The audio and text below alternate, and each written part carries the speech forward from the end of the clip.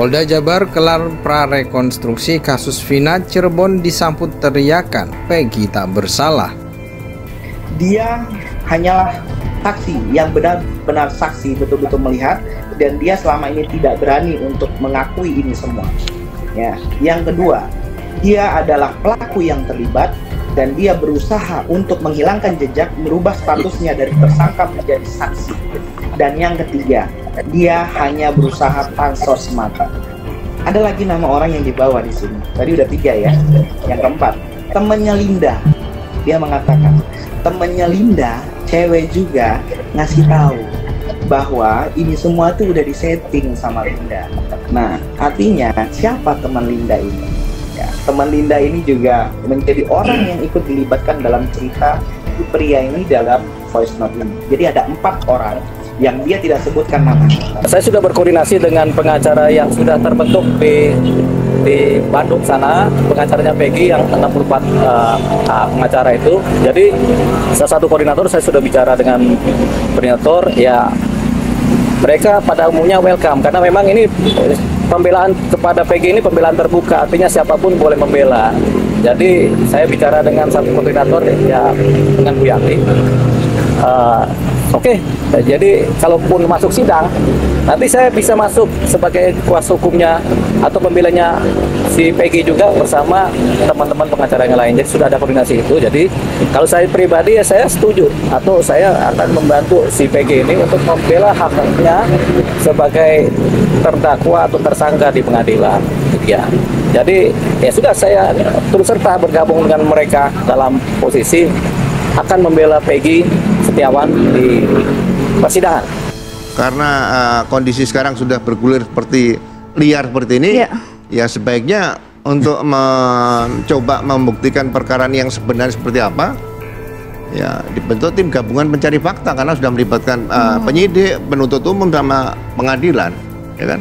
Saya sering katakan ya, presiden melihat warganya ada yang meninggal seperti itu, ya udah keluarkan keputusan presiden, tim gabungan pencari fakta laksanakan. Jadi masyarakat tidak bicara sendiri, nanti yang bicara adalah juru bicara tim gabungan pencari fakta. Nah, seharusnya kalau udah seperti ini ya presiden harus tanggung jawab. Setiap warga yang meninggal dunia dengan cara apapun, ditemukan dalam keadaan apapun, sakit, ya miskin ini diperhatikan. Kalau mati nggak diperhatikan kan konyol namanya, seperti itu kan. Harusnya dijadikan perhatian nasional. Kasus ini bukan hanya ini sudah nasional, saya rasa Pak, begitu perhatian publik. Bukan salah Polri sendiri, bukan salah jaksa, bukan salah hakim, ada suatu proses yang kira-kira kurang tepat lah menurut saya gitu.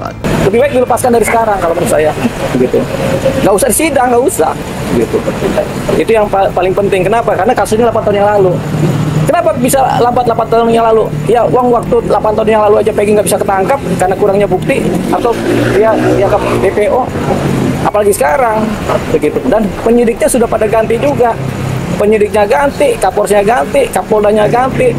Terus sekarang polisi-polisi yang menjabat sekarang mencoba mereview persoalan 8 tahun yang lalu yang mereka juga nggak ikut serta pada waktu itu. Saya sih ibaratnya ya silakan aja kalau memang saudara Melmel memiliki bukti yang kuat dan memang bisa menjamin pengakuannya, ya tentunya kita juga menunggu begitu, asalkan benar-benar sesuai dengan apa yang dialami, yang dirasakan, karena ini kan harus dipertanggungjawabkan.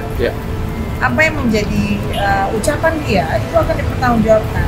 Dan pertanyaan saya, mengapa selama ini dia tidak mencoba untuk menyampaikan hal tersebut kepada kepolisian? Tapi tentunya ini satu petunjuk lah ya, satu petunjuk kalau memang saudara Melmel alias siapa saya tidak tahu nama sebenarnya, ya kami menunggu ketika memang benar-benar itu Anda bisa membuktikan. Gitu kan. Kemarin kan katanya sudah menghubungi tim kami. Nah, kami juga menunggu kalau memang Anda memang benar-benar membutuhkan bantuan dan memang bisa membuktikan fakta-faktanya, ya kami menunggu. Kita lihat aja dan. Gelaran prarekonstruksi yang digelar tim penyidik di Treskrimum Polda Jabar atas kasus Vina dan Eki pada Rabu 29 Mei 2024 malam masih menarik untuk dibahas. Hal itu terlebih ratusan warga yang hadir menyaksikan beberapa kali meneriaki salah satu tersangka yang baru-baru ini tertangkap, Peggy Setiawan, dengan seruan tidak bersalah. Teriakan itu terdengar sejak awal prarekonstruksi di Jalan Perjuangan, tepatnya di depan SMPN 11 Cirebon, hingga di Jembatan Talun, Kabupaten Cirebon. Dua lokasi tersebut menjadi saksi bisu peristiwa tragis tahun 2016, di mana Vina dan Eki meninggal dunia akibat penganiayaan oleh sekelompok geng motor. Vina bahkan sempat diperkosa secara bergiliran di lahan kosong di sebuah gang seberang SMPN 11 Cirebon. Sorakan Peggy tidak bersalah semakin menguat ketika salah satu kuasa hukum Peggy, Tony RM, mempertanyakan kesalahan Peggy kepada warga yang hadir. Secara kompak warga menjawab bahwa Peggy tidak bersalah. Sebelumnya tim penyidik Polda Jabar dibantu Polres Cirebon Kota menggelegar prarekonstruksi di beberapa lokasi pada Rabu malam. Sejumlah mobil kepolisian dan tim Inavis tiba di lokasi kejadian pada pukul 19.40. Lokasi pertama prarekonstruksi ini diadakan di depan SMPN 11 Cirebon, Jalan Perjuangan, Kelurahan Karya Mulya, Kecamatan Kesambi, Kota Cirebon.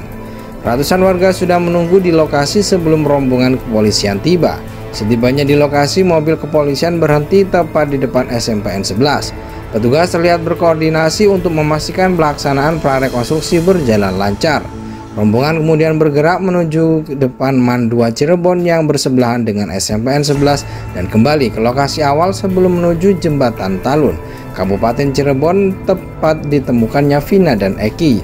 Di Jembatan Talun, petugas melakukan penyemprotan cat untuk menggambarkan posisi tubuh korban yang tergeletak.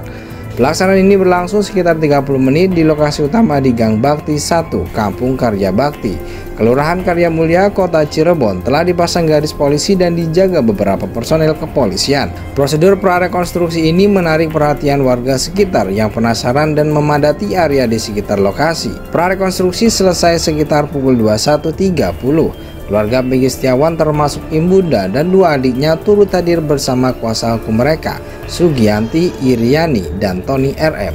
Berikut lokasi-lokasi yang menjadi titik prarekonstruksi dalam kasus Vina dan Eki oleh Polda Jabar, antara lain dengan adanya prarekonstruksi ini diharapkan dapat memberikan gambaran yang lebih jelas mengenai kejadian pembunuhan tersebut dan membantu proses penyidikan lebih lanjut.